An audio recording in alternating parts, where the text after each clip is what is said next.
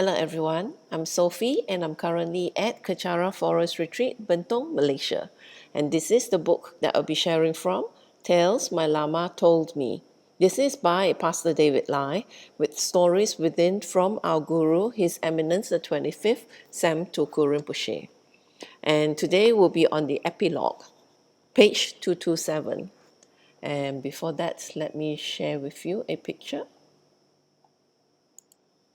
There you go. This is a picture of my Guru. Right, Epilogue. And this book ends here with Rinpoche's heartfelt plea to his student to transform their minds and think more about others. I think it offers a unique and perfect glimpse of a person who truly has nothing but pure love and concern for others, love with no agenda. Over the years, this is from Rinpoche, Rinpoche starting here.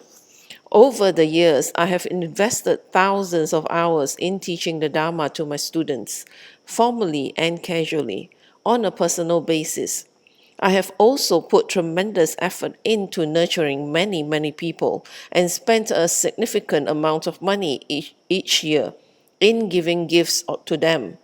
On top of that, I have literally spent hundreds of thousands of dollars more to quietly help some of my students who were in financial difficulties. I really hope that the thousands of hours I have spent to personally look for, buy food, and arrange for it to be delivered to many of my students will inspire them to also care for others in the same manner.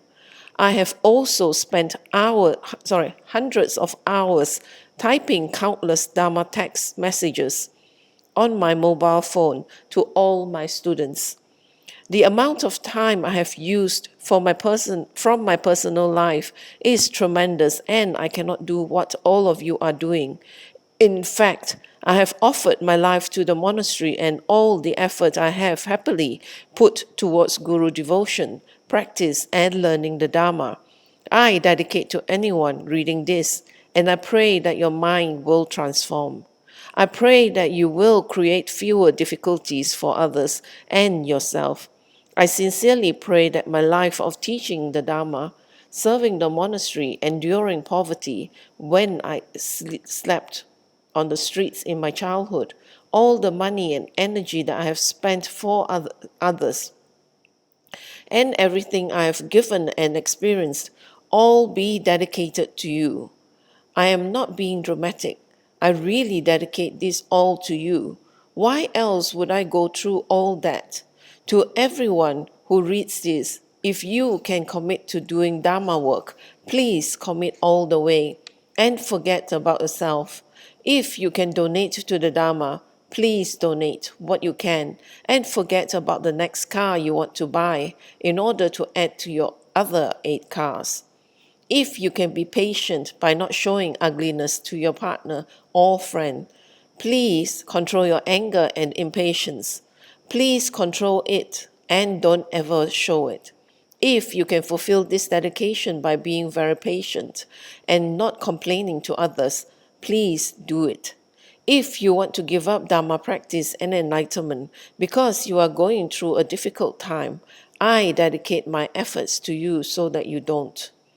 A real Lama will dedicate his life for all of you. You will never hear him recite anything besides verses that are dedicated towards others. There will be no Lama who would ever dedicate for themselves or for their self-gain. Every Lama, after every Dharma talk, Dharma action, Dharma day, or Dharma session, will dedicate his action and effort to others. That is really what a Lama's life is all about. These are not just beautiful words.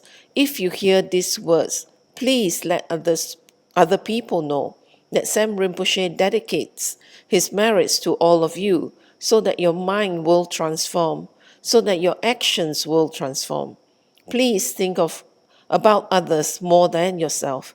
Please put your reputation on the line for others and make sure it benefits another person. Please use methods that you are not used to, in order to help another person. Please do that for others. That is the only way to eradicate any unhappiness in your mind. Yes, it is going to be difficult, but the results will be lasting and permanent. Is this an appeal? Yes, it is.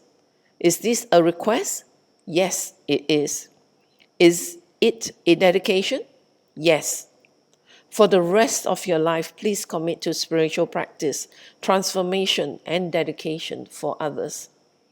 How does one do all that? If you are good at complaining, please don't complain anymore. If you are quick to become angry, don't get angry. Control yourself. If you are lazy and find it hard to push yourself, please push yourself harder for others. If you can't commit to anything, find a way to commit. Whatever you find difficult, please remember my dedication and transform that difficulty through practice. May none of you ever take rebirth in horrible situation. May all of you change your destiny. I cannot change it for you, but I can give you the teachings and methods to change. I cannot take your problems away, but I can share with you Lord Buddha's supreme methods to alleviate them in the long term. If you are lazy, manipulative, stingy, and have a big ego, please be courageous and face your weaknesses. If you are always running away and always trying to escape, please find the courage to face yourself. How do you face yourself? You face yourself by not running away, by not giving in to your weaknesses. I'm not trying to criticize you, but I really dedicate so that you do this, that you will transform. That is why I always recite. Through this virtue, may I swiftly attain the Guru Buddha's state and place each and every being without exception in that state. May all sentient beings reach the Buddha's state of enlightenment. When I explain this to all of you, it comes from the hundreds of thousands of hours I have taught and practiced the Dharma. I'm 44 this year, and this is how much I have given to the Dharma, even to attend Vrajayogini's teaching. When I was 12 years old, I got slapped and beaten for it. After receiving Vrajayogini's teachings, I left my home immediately. I was not allowed to stay at home anymore since I wanted to practice the Dharma. I was disowned by my parents ever since and slept on the streets after that. After I left home, I never saw my father and mother again. It was their wish, and that was the sacrifice I endured for the Dharma. At that young age, I worked 3 jobs to support myself.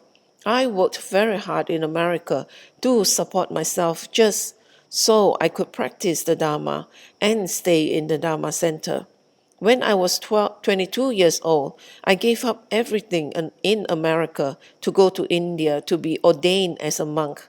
In India, I stayed in a monastery, almost starving to death because I had no sponsors and I wasn't allowed to work for my own sustenance. I studied with my teachers there and was then forced to go out and teach. I wasn't allowed to enter into retreats, which was what I've always wanted. There were many times when I was teaching in Malaysia that I had no money at all. I had very few people to support and help me.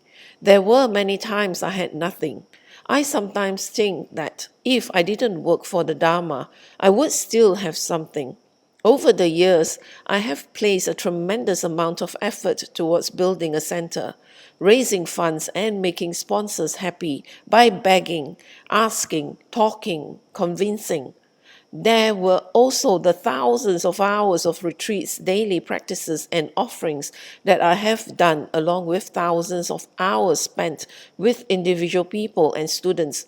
When I stepped out of the limelight, down from the throne, and behind the scenes in my ladrang, all of my problems, efforts, and suffering must mean something. All that I have suffered cannot just be wasted. So I dedicate this to all of you to be liberated by taking the first step to transform your mind. Please always remember to repay the kindness of people around you in a real way. Please listen to me, repay people's kindness in a real way. Don't give up easily. Push yourself and do it. Make the Dharma grow from compassion and not from bias. Be loyal to your lineage by following your teacher and center loyally and not from bias. Okay, I will stop here and continue with the epilogue in my next sharing. So, as Rinpoche said, he has spent all his life with so much obstacles to overcome for the Dharma, and he really wished for us to at least, begin to do our own transformation from all the teachings and all the efforts that he's put into helping us, like by giving us the Dharma and the teachings and the guidance and the gifts and everything that he has. He's always thinking of ways to help all of us, every single day, every single minute, he's always thinking of how to bring the Dharma to us and help us to actually put it into practice. So this is Rinpoche dedicating his whole life, towards us. So please, if you do see Rinpoche as your guru, if you take Rinpoche as your guru and accept Rinpoche as your guru, if you have faith in Rinpoche, please do listen to him. Thank you, and I'll complete this in the completion dedication in Tibetan. Jangjub Sencho Rinpoche, Ma Ke Pa Nam Ge Shi, Ke Pa Nam Pa Me Pa Yang, Go Ne Go Du Pe Wa Sho, Doni To Rinpoche, Ma Ke Pa Nam Ge Shi, Ke Pa Nam Pa Me Pa Yang, Go Ne Go Du Pe Wa Sho, Da So Ji Ni Sa Pa Ge Wa Di, Tan Dan Tro Wa Gu Na Ka Pa Dan, Je Pa Je So No San Tra Pa I, Tam Ping Im Po Ren Du Sa Se Sho, Ke Wa Kun Tu Yan Da La Ma Dan, Dro Mi Sho Ke Pa La Long Sho Chi, Sa Dam Na Ngi Yot De Ra Zo Ne, Do Shi Shang Ngi Ngo Pa Ngo Tu So, Ke Wa Di Nyo Du Da, Lama Sang Yo Dro Yo Ne, Dro Wa Chi Kia Ma Lu Pa, De Sala Gopashu, Joki Kaposungapa, Josunampa Pewala, Geki Samasi Wadang, Tunki Malu Sangwasho, Dadam Singer de Sundang, Drewe Songi Latene, Gewa Losan Trapai, Tampayu Riva, Gyushi, Ni Modeles and Nele, Ni Megunyan Delesh, Ni Sentato de Repel, Concho Sungi Jingilo, Concho Sungi Ngodruso, Concho Sungi Trasi, Sho, Jesunama, Kusen Rapting, Nam Katrini Chochuke Padang, Losam Tempe, Dro Misapsongi, Dro Misatato Gyushi, Gary Rawi Ko Shinkam Dem, Pendan Dewa Malu Guine, Cheren Zig One Tensing Get So Yi, Shapishi Badu Deng Gyushi. Home Tomping Otro Malupa, then the Dallas Alduso, Kodan Dempa Long Chotnap, Kepa Soshik Shukten Cell. Thank you for joining me. And please join me when I finish the epilogue for this book.